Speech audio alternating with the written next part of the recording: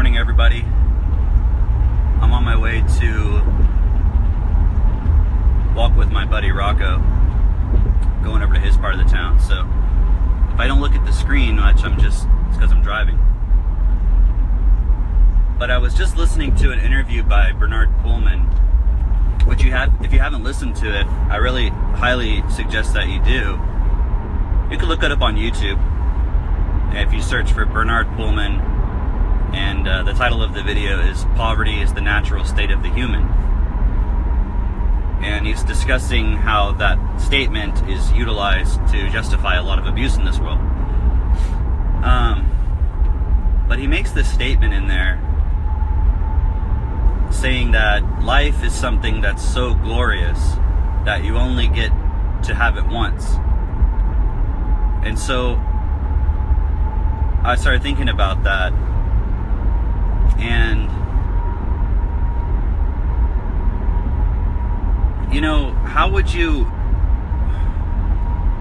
if you knew, for example, like there was this delicious pie or this delicious dessert or some meal or some or there was someone that you really wanted to meet or talk to, and you knew you would only get one chance to do it. You only get to have that pie one time, or you only get to meet that person one time. You only get one shot. How would you live your life differently? Would you spend the whole time being frustrated? Would you spend the whole time making excuses? Would you spend the whole time complaining? Now, imagine for a moment that there's a child in India who is in extreme poverty and basically starving. And I'm using that example because it's one that everybody has that picture in their mind. What if that's their only life? What if that's their one life that they get? What if every child that's born into this world, the life they get is the only life they get? That's their moment to experience life. And what if this is your moment to experience life? This lifetime that you're living. And I know a lot of people will say, oh, but after you die, this and this happens, or this and this happens, or I know this and this. But the thing is, if you're honest with yourself, you really don't know.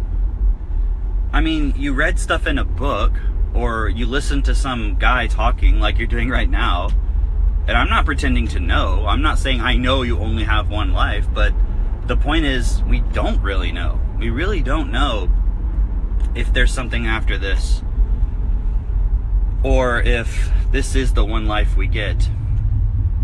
And, when I look at that,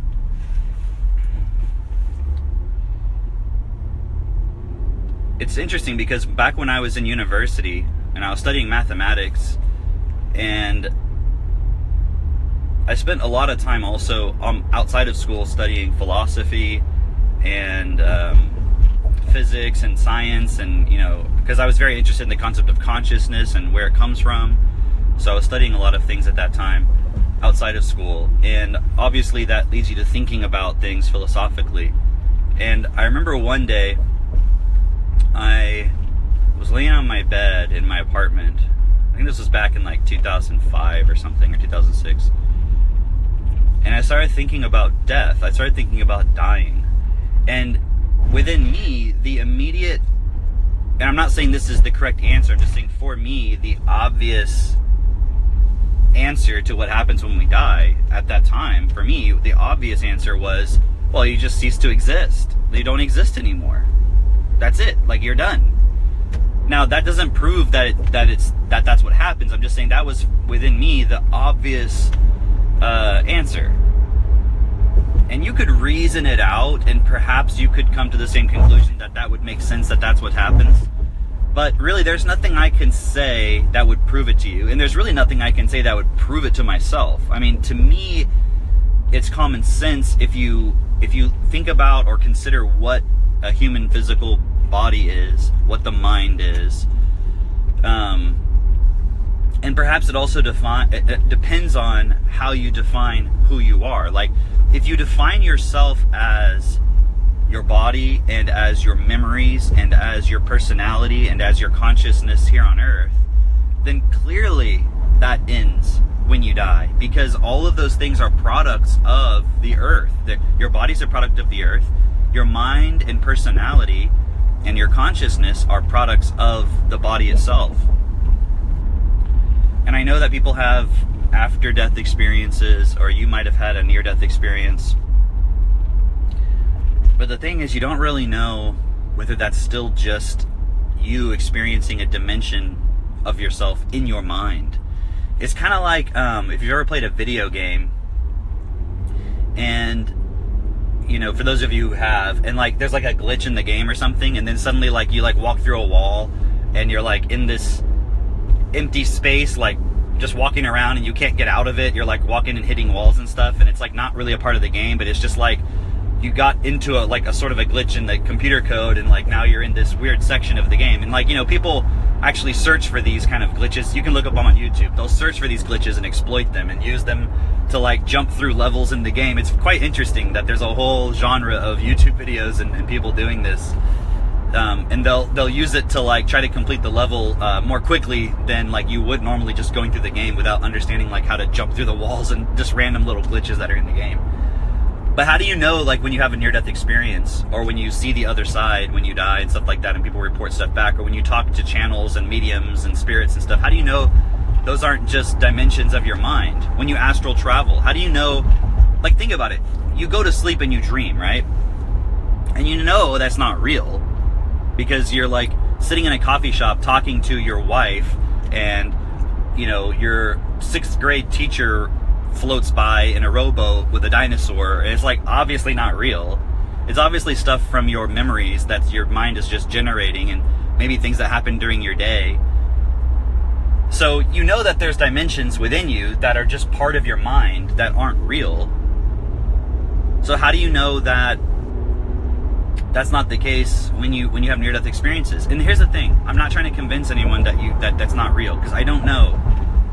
But I also know that as human beings, we're very good at telling ourselves things over and over and over and over and over, believing in them, and then seeing what we call signs out there in the world that confirm to us that our beliefs are true. For example, just a simple example, you always think to yourself, your wife nags you a bunch, or she's, doesn't listen to you, or she nags you. So then every little tiny thing she does throughout the day, you perceive as nagging, and you accumulate this store of memories inside of you of your wife nagging, which confirm to you that she nags you all the time, even though it might comprise 1% of your entire experience. Or I always see the number 1111 on my watch when I look at it. It's no, you don't. That's probably 1% of the time or less that you see that number. And the thing is, you have something called a reticular, what is it called? Reticular formation? I think that's the name of it. There's a part of your brain that when you tell it something is significant, it'll look for those experiences, and it'll highlight them, and it'll make them seem like they happen more often. Of course, that's a good survival mechanism, because if tigers are hunting you, you want to be able to see those more often. It wouldn't be a coincidence if you started seeing more tigers if you were afraid of being eaten by a tiger, because your brain is doing its purpose. It's looking and highlighting those things so that you can avoid them, or whatever it is you need to do. And you can exploit this. You can say, I always see opportunities in everything, and then you'll see more opportunities. The thing is, the opportunities were already there. That's one thing I've learned from with my friend Rocco, is that he's very good at finding opportunities in everything. We can walk into any place, and he will, if he wants to, he'll take it. He'll find an opportunity in there, a person to talk to sell something, or to get a gig or something. So that's a very good skill to have. That's something that you learn and train yourself to do from a young age, probably from survival. So my point being with all of that is that we can convince ourselves as human beings of literally anything. I mean, think about it. How many religions are there in this world? It is not possible for all of them to be true, and it's really not possible if any of them are true, it's not really possible for more than one of them to be true if they have contradicting beliefs. And I know some people will say, well, but all religions have some element of truth in them. Yeah, okay, so what? But just because it has an element of truth doesn't mean it's true. It just means it took something that's obviously verifiable and put that as part of its belief system, so that way you'll buy into the other part that's not verifiable. And I know I'm stepping on toes for people who are religious, and if so, I apologize. It's not my intention to make you feel bad or anything about what you believe. It's just to get you to think about it. And again, I don't know what happens when we die. I cannot verify any of that myself physically. So I'm not here to act like I know better than anyone in that regard. But I do know what's happening here on this earth. And I do know that many people will utilize, and I'm not saying that any particular person is doing this, but many people, some people, will utilize a religious belief or a conviction or faith to justify the problems that exist in this world as to why they're unsolvable.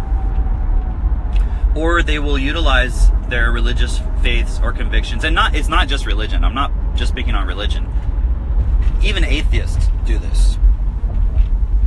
Even agnostics do this. Even scientists do this. Even Scientologists do this. Even New Age people, like everyone does it. It doesn't matter what your belief system is, because a belief system is a belief system. It's a system of beliefs. It's a system of things that you've convinced yourself are true because you've accepted them to be true, because in some way they aid you in surviving in this world.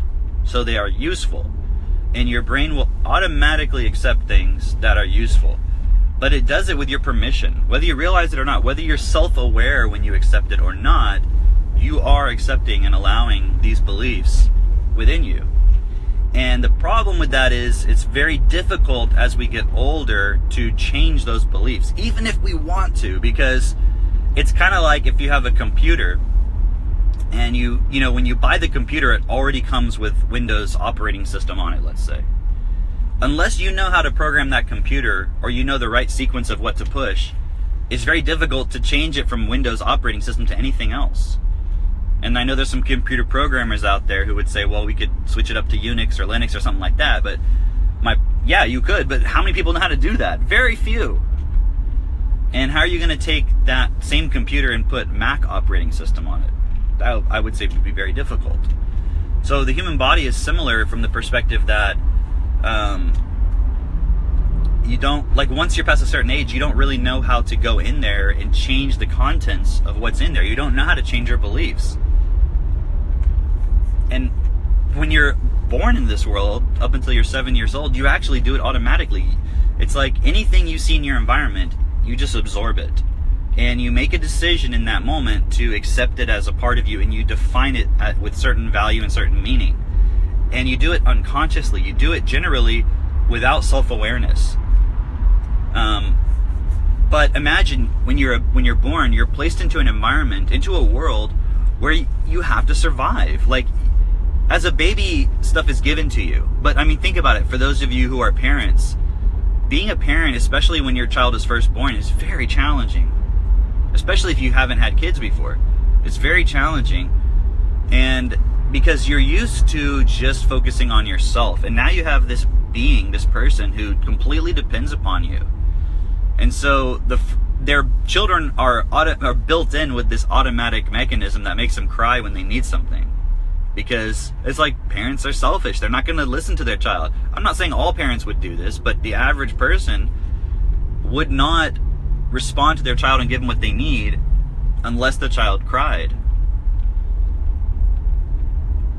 So children are born with that sort of ability to cry and alert the parents to what they need. And as a parent, it's challenging because you have to figure out, well, what is it that they need? Like, their diapers need to be changed. Do they need food? Do they need, just to be held, like, are they hot? You have to figure out what it is, because they don't have the words to express what it is that they need. They don't know.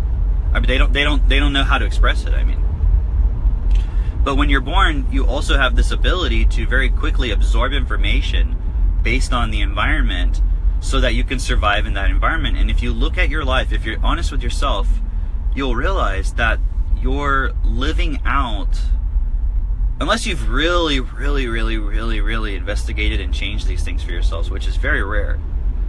You're just living out the patterns that you've accepted and that you saw and you were exposed to when you were a child. And think about it, like, if you're tough, maybe it's because you grew up in a tough neighborhood, or you had a father who was very overbearing. Or if you're very, like, sweet and compassionate, maybe it was because you had parents who were really mean, and you were like, you had to be, like, nice and sweet in order to survive in that environment. Or you just saw your mother was really nice and sweet, and she got things, so you learned that as a way to get things from other people. It's not about judging those things. I'm just saying everything about us is formed in those first 7 years, when we're just automatically absorbing everything. But it's like information that's being stored in folders, like folders on your computer desktop. But then imagine, like, after a certain age, you don't know how to create those folders anymore. You don't even know how to change the contents of the folder. All you know is when you're in a certain situation, those folders automatically open. They open automatically because they have words written on them.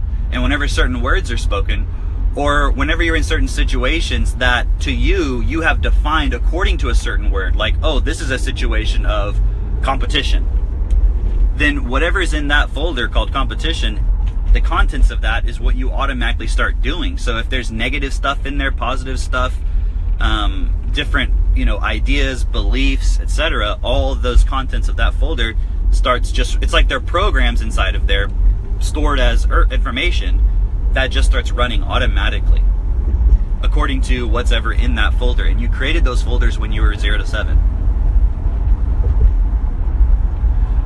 So the reason I'm explaining that part is because I want people to understand that we're doing a lot of things and we're believing a lot of things because of things that we accepted when we were young, because of the situations and environments that we were in.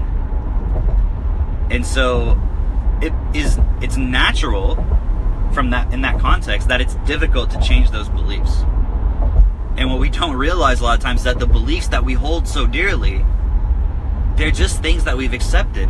We don't actually know whether they're true or not. So, for example, the thing I started with this conversation talking about is the belief that poverty is the natural state of the human. Meaning that when you're born in this world, yes, it is a fact at the moment that if you do not work for your survival, once you're past a certain age where your parents are no longer taking care of you, when you're an adult in this system, or for some people much younger, because they don't have effective parents, or their parents don't have any ability to make money, they have no education, let's say, like depending on what country you're born into. In some countries, parents have lots of children just because it's more workers, or just because they get more financial benefit from the system, from the governmental system, like welfare, or what they call the dole, like in England.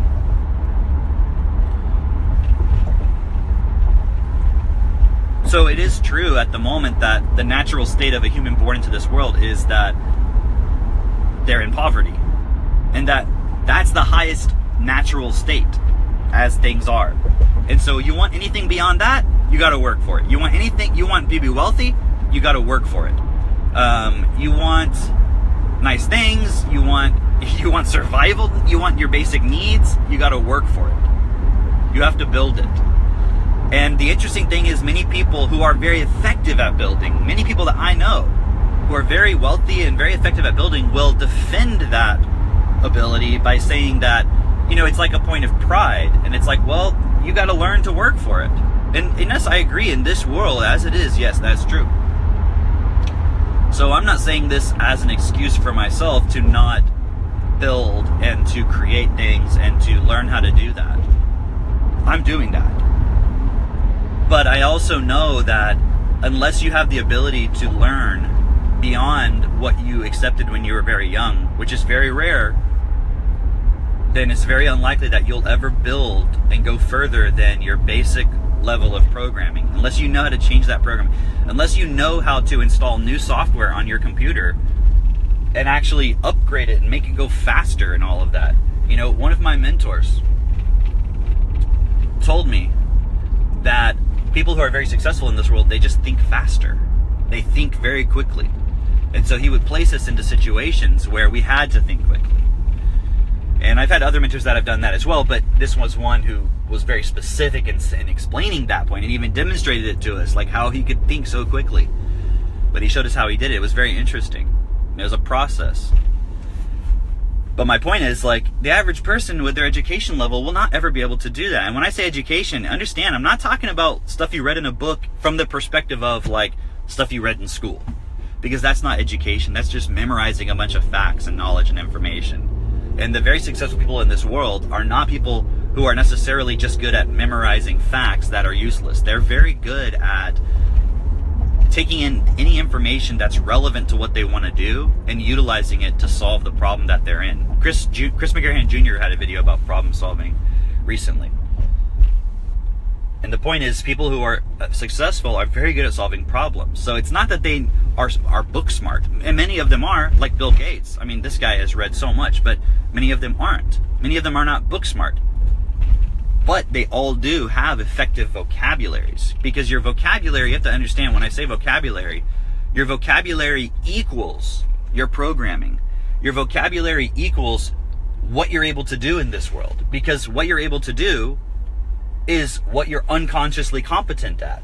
And what you're unconsciously competent at means what you do automatically, which means it's the programs inside of you. That's what your programming is, or that's what your vocabulary is. It's your programming, like the programming on a computer that makes it function without you having to make it do it. So when you're like on Skype or you're on Facebook Live and just like all this stuff is running in the background, the video's recording, it's broadcasting, it's doing all kinds of things. That is programming that's doing that automatically. A program is something that's predictable, that always produces the same result. So if you keep seeing things happening in your life over and over and over, it's because that's what your programming is producing. It's your programming is causing you to speak a certain way, that's getting you a certain result. It's causing your body language to be a certain way. It's causing you to place yourself in the same situations around the same types of people. So even if you move and go somewhere else, you get the same thing. There's a word for this. It's called your resonance. That's what your programming is. And it exists as symbols inside of you, which are letters and words. That's how you are programmed as a human being, and it's stored in the cells of your body. Which to some people might sound a little bit strange, but think about it. If you really ask yourself, well, where are your memories stored? Where are they? I mean, they're not just floating around in some nebulous region like Fantasyland. Like, they're physically stored, just like a computer. A computer has a memory that's physically in the computer. It's not just floating around. When you turn off the computer, the programming disappears. Now, I know you have like cloud computing and stuff, but the point is there is some physical server or computer somewhere that physically has the programming on it, and your computer just has a very basic level of programming that accesses that. Either way, somewhere it's physically stored. And your physical body is programmed with certain information based on your environment when you were young and what you accepted. And if you don't keep placing yourself in situations to learn new stuff, especially when you're young, your brain is designed to discard things that you don't really use or that you don't see as relevant. So if you're in an environment where you may even have heard success or heard about it, or you've seen lessons and things like that, but it didn't seem relevant to you because you didn't see a reason why you would want those things or would want to do those things, your brain will just discard that information. And that's the major problem that people have who are like me, not born into an effective environment or not born with natural ability to be successful, let's say,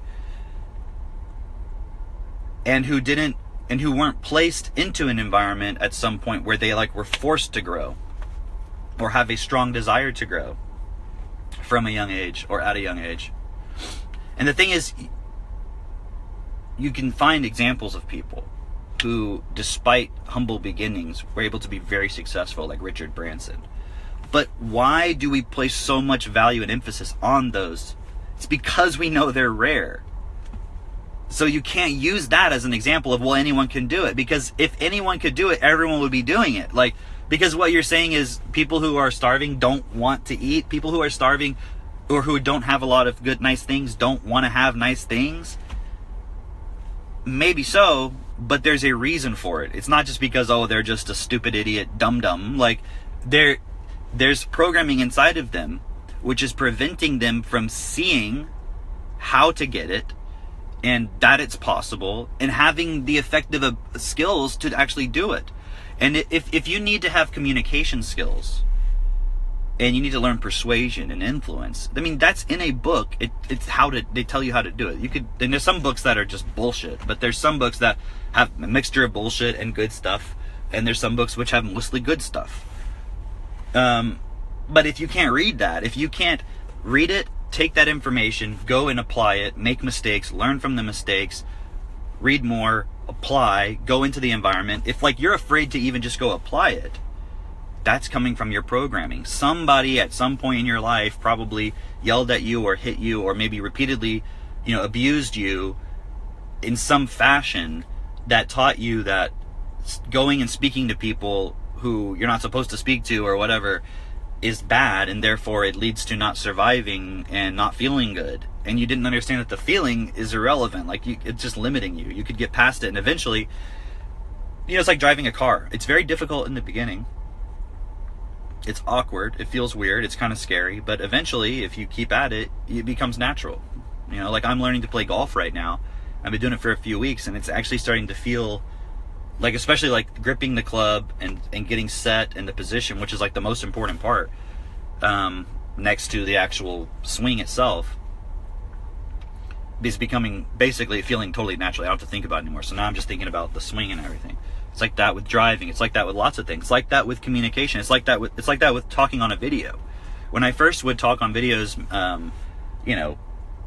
10 years ago or 9 years ago, when I first started like using videos and talking like on YouTube and stuff like that, it was very awkward and I would be very self-conscious the whole time. But now it's easy. And I may not be the most perfect speaker, but that's not my intention. My intention is just to communicate and discuss something, right? But I have also learned a lot of things which makes it seem like naturally I can just speak relatively well, right? And I'm still learning as well.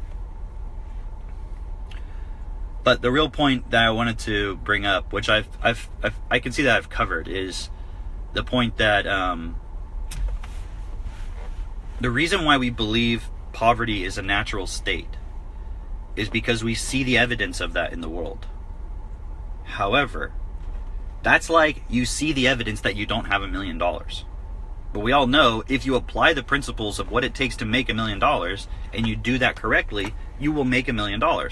But then there's a lot of things that will come into play that might prevent you from applying the principles correctly or thinking about it correctly. Or you might just be your self-confidence. It might be your self-esteem. It might be that you don't know the right people to talk to, which would be a skill. It's like you're not in. So there's a lot of factors that would go into making that $1 million. And if you miss any one of those, you're not going to hit the mark. And there's a lot. So your internal programming will either allow you to do it with ease or through a process of learning. But if you have a relationship towards learning where you have a resistance to it because of your experience in school or whatever, then you will try to learn, but you really won't fully learn, and you'll never then get to the point where you can actually make the $1 million. But we can see in this example, if you did everything properly, you would be able to do it. So if we look at the world and we see that when you're born in this world, you don't have money. You don't have anything. Children are born without any of the things to survive. So someone has to do it for them, but then at a certain point we expect them to do it themselves. But children are not being educated effectively with how to be successful. Well, think about it. If we live in a system where you have to compete to survive, if we live in a system where you have to, in order to run $1 billion business, you have to crush all the other businesses in your industry. You have to destroy them. You have to make sure they don't survive. You have to choke them out. I mean, think about a boxing match. You can't be like, everybody wins. No, like only one winner. You can only have one person that wins. So how can there be more than one at any given time, can there be one best boxer in the world in a particular weight class? I don't know a lot about boxing, but I'm assuming no. Like when you have a soccer tournament, a football tournament, you can't have more than one winner. In business, when it comes to business, you can't have more than one winner. Maybe you can have 2 or 3 because there's market share, but at the end of the day, you can't have. No business would be like, yeah, I want to share the market equally, totally equally with 1,000 other businesses. Unless they have very, very high priced products. But if you're like selling packages of chips, like potato chips, you don't want anybody else competing. You want to own all the other companies. And you might see all these different brands, but you don't realize they're owned by like 1 or 2 companies. There's not really that many potato chip brands. It's like everything's owned by Pepsi, basically.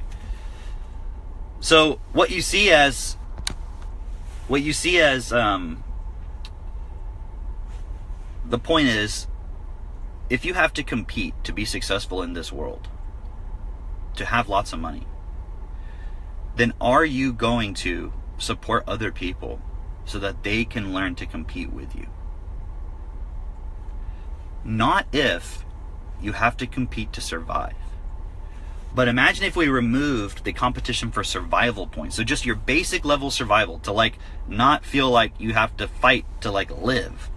If we removed that, we could still have competition. We could still have people like, like sports. It doesn't really matter if you win or lose. Like even the losing teams, they're still going to make money and they still have attendance and stuff like that. Unless they just suck. Like no one wants to go watch a crappy team. But what if everybody was really good? There could still only be one winner. But everybody still wins because people are still paying money to go see the games even if the teams are losing. So imagine if we had that in business, where there was competition so that businesses would produce the best product. But then if a business failed, the people in the business wouldn't lose their livelihoods. It's like they took a risk and they still can like survive totally fine, like no change in their lifestyle. And you might think, well, how the hell is that possible? Don't look at the evidence that you see, because that is evidence that we've created to convince ourselves that the only way to live is based on competition for survival. So if you're not able to consider what I'm saying, that proves that you have a lack of imagination. It proves that your imagination is limited. Because if we really truly believe, which is all the successful people out there, if you're watching me and you're successful and you're out there telling people that whatever the mind of man can conceive and bring itself to believe it can achieve, then don't tell me we can't conceive and bring ourselves to believe and achieve a system that would allow for us to build and create amazing things and have that competition, but also make sure that there's no starving children in this world and there's no war in this world. Because that is a lack of imagination. Now the question is, why does that occur? So I'm going to wrap it up with this. Because there's a step before conceiving. Whatever the mind of man can conceive and bring itself to believe, it can achieve. There's a step before conceiving. Because what you can conceive is based on the programming inside of you. I call that your vocabulary. Some may call that your programming. Some say it's your subconscious programming. It's not. Your subconscious is not your programming. Your subconscious is after the fact. Your subconscious is like what's running on the computer while it's running. You turn off your computer, that's not happening anymore. But the programming is still there physically. That's your unconscious. It's what's physically programmed to your body that's happening. It's still there whether you're sleeping, awake, it doesn't matter. Your subconscious is really just your feelings and stuff that you're not aware of, okay? That's just a semantic point. But the point is, before you can conceive, what you conceive of is limited by the programming inside of you. The words, the definitions, the values that you've placed on certain words, like competition, like survival, like poverty. Whether you believe poverty is natural or whether you believe it's something we're creating. Okay? So if we're going to take 100% responsibility for this world, we can't make excuses and say, well, some things in this world are created by forces outside of our control. If God put us on this earth, then he wants us to take responsibility for it and be custodians and stewards of this garden. And look what we're doing with it. And what I started this discussion saying was, consider, what if this was your only life? What if this was your one shot? how would you interact with your life differently? How would you experience yourself? How would you want to experience yourself? How would you want to set things up in this world with the limited time that you have, knowing that future generations will have only one shot? Like a child born 50 years from now or 100 years from now, that may be their only experience. And what if they're a child that's born in India in extreme poverty, and that's the only experience, like their gift of life and experiencing life is experiencing that extreme state of poverty and suffering and lack.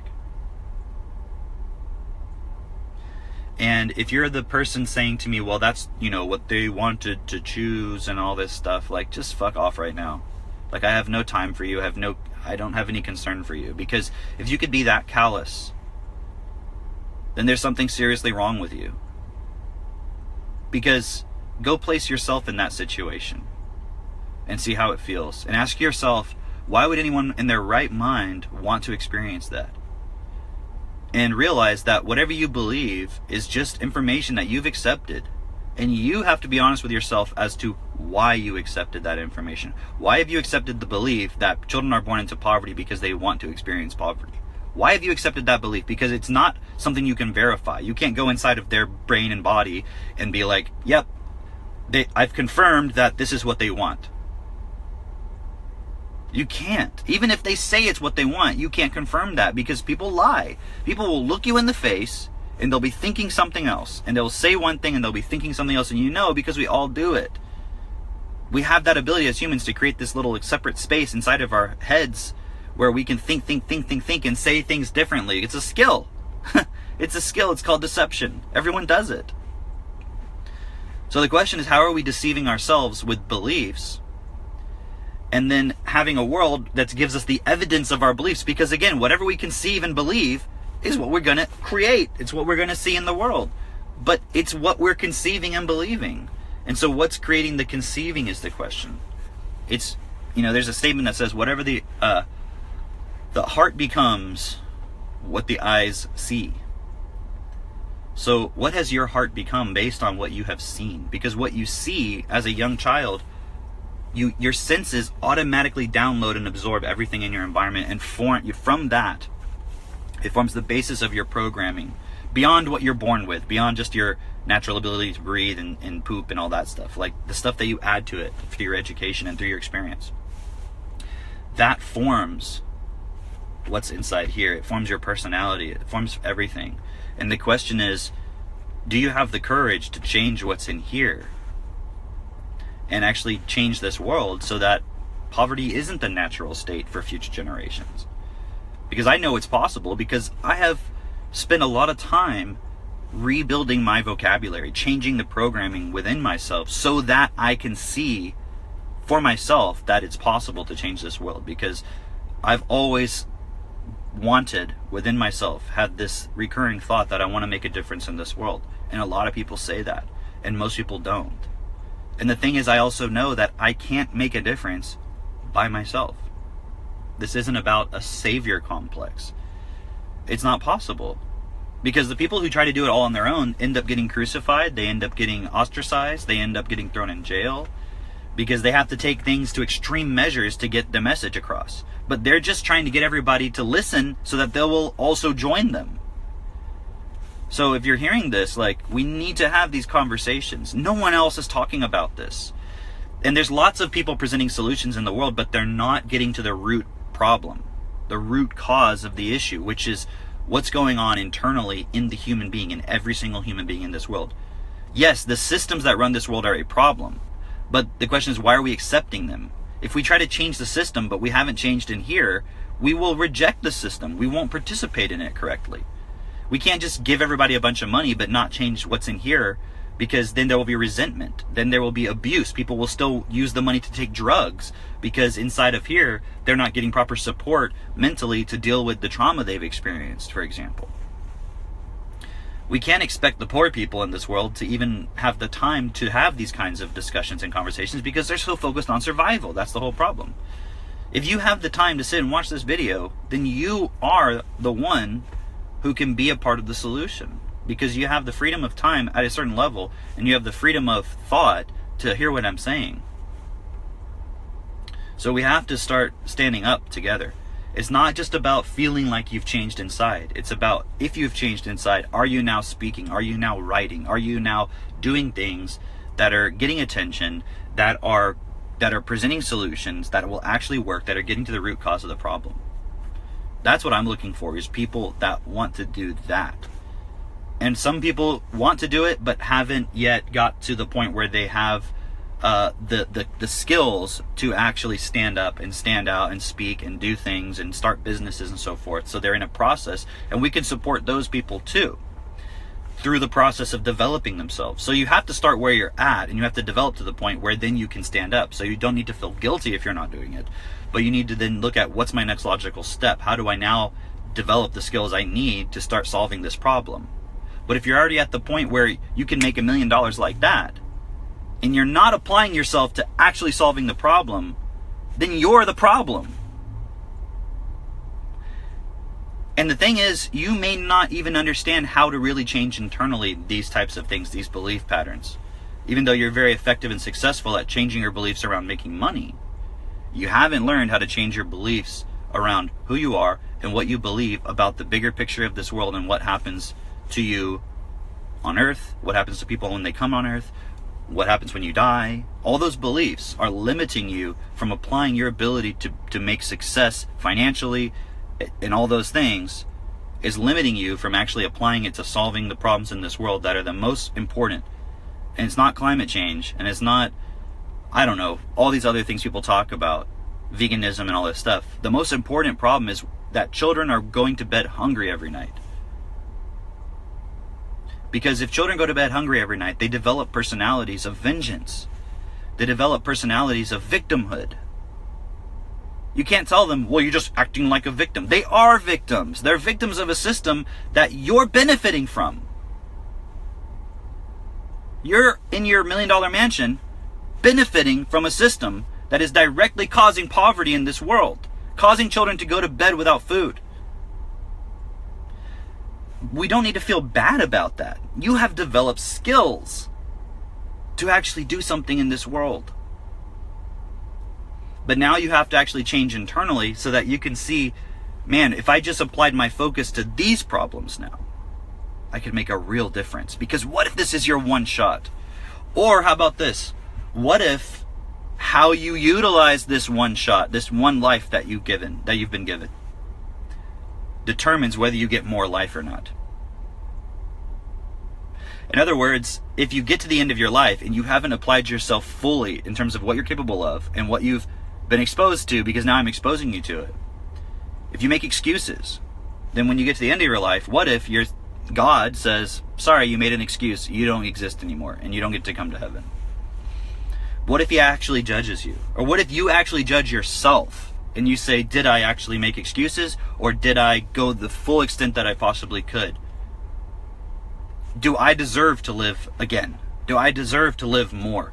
Do I deserve to be in heaven? Do I deserve to have a reward? Have I lived to my fullest? That's the whole point of life on earth, from my perspective, is to live to our fullest, not just for our own happiness. Although yes, but look, how can you look around at the world knowing that there's children dying of preventable causes because of the systems that we've participated in and benefit from, and be happy with that? You're lying to yourself if you're saying you're happy and there's people dying unnecessarily. And you have to tell yourself things like, well, it's their fault, they want to do that, it's blah blah blah. You have to say that because you're trying to defend your own happiness, because you don't want to feel sad. But you know, the sad thing about it is you're actually trying to be happy from a point of lack. Happiness should be a natural expression of who you are, not something you're trying to get and maintain. That should tell you something if you need to defend your happiness. Meaning, you should be able to hear what I'm saying and realize the common sense in what I'm saying, and your happiness is not affected, because I'm telling you the key to becoming more happy. Because for those of you who are very creative and are very successful, and even for those who aren't, for those who aren't successful yet from the perspective of the signs of wealth, the nice cars, the nice houses, and so forth, for those who are wanting those things, I'm now course correcting you Yes, you need those things. You need to become wealthy. You need to have the nice cars, because no one's going to listen to you. Kevin Trudeau told us in the very beginning of We Wish Is Your Command, who do you listen to? No one's going to listen to you if you don't have money. They'll listen to you if they are already seeing an issue and wanting to make a difference and wanting to change. So that's who's going to listen to me right now. Not the people who are looking for the $1 billion in the bank account. I don't have $1 billion in my bank account. I will. But that's because I know how to learn and I'm applying myself within business. Okay? If that's one of your goals, good. But I'm course correcting you to understand, when you get to that point, what are you going to do with it? What are you going to do with it? What if you could get into that position, but through actually solving the problems in this world? And not just bullshitting yourself like I'm providing value for people. Don't provide value. Solve the problems in this world. Solve the problem of poverty. And the problem of poverty stems from education. Your education. If you're a billionaire or if you're a multimillionaire and you can't see the common sense of what I'm saying, you have an education problem. And I can help you. I can help a lot of people. But there's other problems in this world beyond just the education problem. The legal systems in this world, the political systems, the economic system. There's lots of problems that need to be solved. Education is just a foundational problem. And that's why I've chosen that part to have an impact in. But we need lawyers, we need psychologists who really understand these things so they can support people to change, not just from the perspective of so they can survive better and they don't cause problems in the system, but so that people can actually change internally and become people who value all life equally. So that when a politician like myself or someone who's in alignment with what I'm saying stands up and says, hey, I know how to solve the problems in this world with this particular political solution, then we'll have enough people with the common sense and the lack of false beliefs and delusions and mystical thinking to say, I'm voting for that. That makes sense. And then we have the lawyers and everything who can rewrite the laws to make sure these things are implemented and so forth. There's lots that we can talk about. But the question I want everyone to consider today is, what if this is your one life? How would you live it differently? How would you go about today knowing that this is your one life? All right. Thanks for watching, and I'll see you guys next time.